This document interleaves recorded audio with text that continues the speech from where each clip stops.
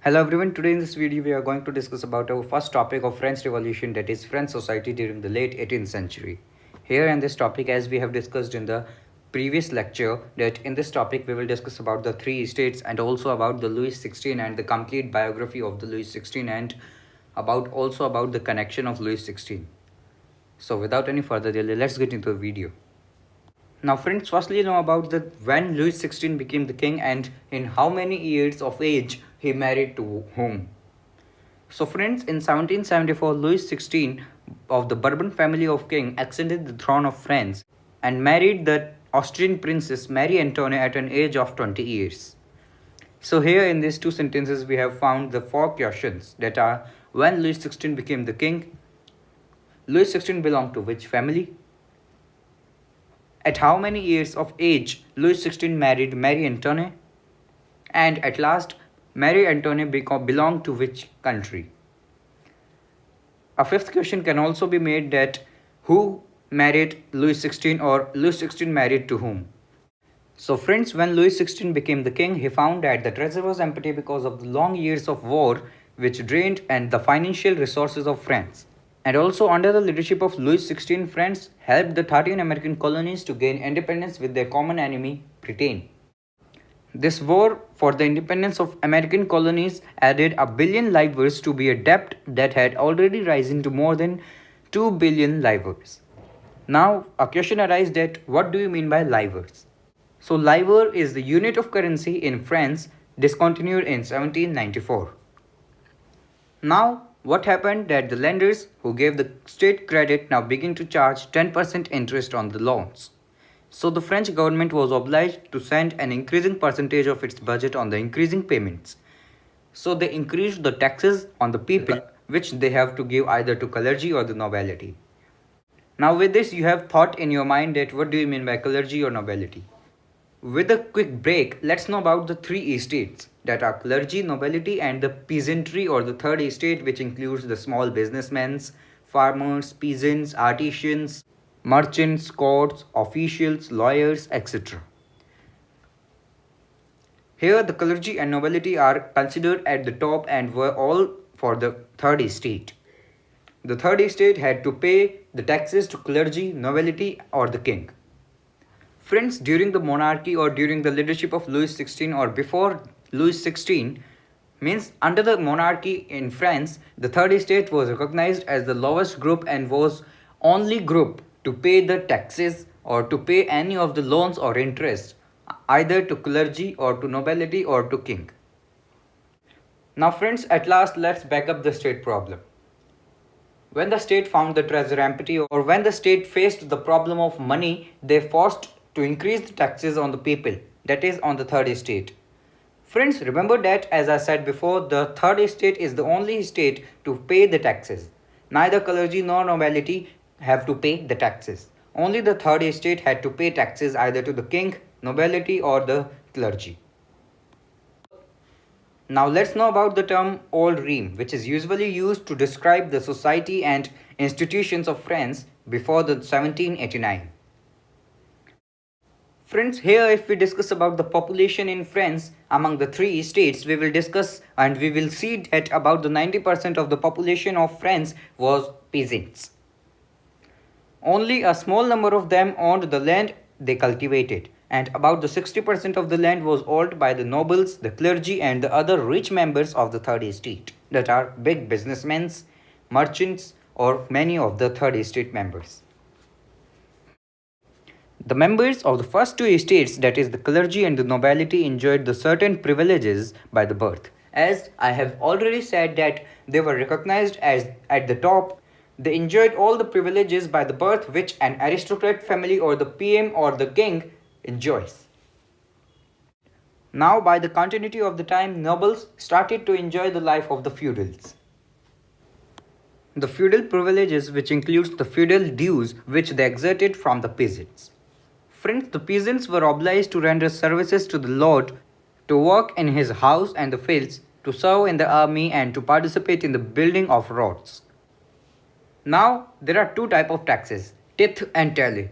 Friends, the tax exerted by the church in its share from the peasants is called tithe, and the direct tax given to the king was called taille. These both taxes were to be given by the peasants. Now, let's know about a picture. Here in this diagram or in this picture, you will see that there are two persons. One is the aristocrat, or that is the clergy and the nobility, and the other one is belonging to the peasantry class or the third estate. Here, the third estate person or this poor fellow brings everything, that are grains, fruits, money and salad, to the fat lord sitting there in front of him. Now here, this is the description of the poor fellow.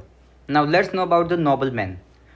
Now here the nobleman is compared with the spider and the peasant is compared with the small little fly. Now here in your book you can also see that the diagram is also quoted that the more the devil has, the more he wants. Now let's know about the struggle to survive. Here, as we seen that the population of France rose from about 23 million in 1715 to 28 million in 1789, which led to a rapid increase in the demand of food grains.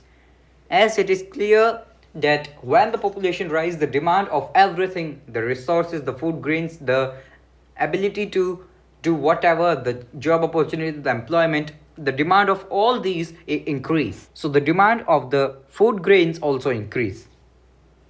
And the production of grains couldn't keep pace with the demand. And here it is said the production of grain is very low and running in the same pace what it was before the population rising. Now as the demand for the food grains risen, the price of bread, which was the staple diet of the majority, rose rapidly. Here what happened? Workers were employed as laborers in the workshops, given the fixed of the wages. Now all this situation, all this food crisis led to the subsistent crisis, which means that an extreme situation where the basis means of livelihood are endangered. Here the subsistent crisis was termed or coined as the food crisis, as the food is the main source or the basic utilization or the basic source of our life. Now let's know about our another topic or another subtopic of our today's lecture, that is how a subsistent crisis happens. Here in this topic we will discuss about a diagram. This diagram starts with the bread harvest and move to the poorest can no longer buy the bread. That means the bread harvest led to the increase of the prices which the poorest cannot afford to buy, and this led to the disease epidemics. That means when we do not eat food, we led to the hunger, we do not eat food for many days. This led to the disastrous epidemics and which led to at last death, as there was no cure or there was no medical facilities at the time when there was a French Revolution or before the crisis of a French Revolution. Now let's move ahead to our last topic of this lecture. A growing middle class envisages an end of privileges. In this we will discuss about the growing of middle classes, that is neither aristocrat nor poor. As we have discussed the past situation before the growing of the middle class, the peasants and the workers were in the very bad condition, which led to the participation of the peasants and workers in the revolts against the increasing taxes and the food scarcity. But they led to the full-scale measures or the full-scale war because of the pressure of the king or the pressure of the upper classes, that are clergy and nobility. Now, the 18th century witnessed the emergence of the social groups termed as the middle class. Here we have cleared that the middle class was emerged or middle class was grown in the 18th century.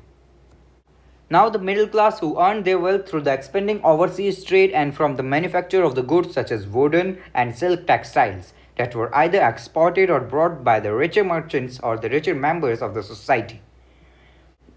Here if you read the complete sentence, you have thought that the middle class was either the big businessmen or the manufacturers or the industrialists or either the merchants. Now, in addition to the merchants or the manufacturers, the third estates also include some of the professionals such as lawyers and administrative officials who were educated and who believed that no group in the society should be privileged by the birth. Some of the educated and the well-known persons of the third estate includes John Locke, Rousseau or Montesquieu. Here firstly let's know about John Locke. John Locke wrote the book Two Treatises of Government, and in this book he sought to refute the doctrine of divine and absolute right of monarch. Secondly, Rousseau carried the idea forward, proposing a form of government based on a social contract between the people and their representatives. Thirdly, Montesquieu wrote The Spirit of Laws, where he proposed a division of power within the government between the legislative, executive, and judiciary. Friends, in this model of government, which was put into force in the US after the 13 colonies declared their independence from Britain, the American Constitution and its guarantee of individual rights was an important example of the political thinkers in France, that are Rousseau, John Locke, and Montesquieu. Now friends, the ideas of these philosophers were discussed in many places such as saloons, coffee houses, and spread among the people through books and newspapers. These ideas were frequently read aloud in the groups for benefit of those who couldn't read and write. That means special disabled persons. Friends, the news that Louis XVI planned to impose further taxes to be able to meet the expenses of the state. This news guaranteed anger and protest against this system of privileges, and all the people wanted to remove out the ruler as well as the queen. So we can say that the French Revolution started from this point of view.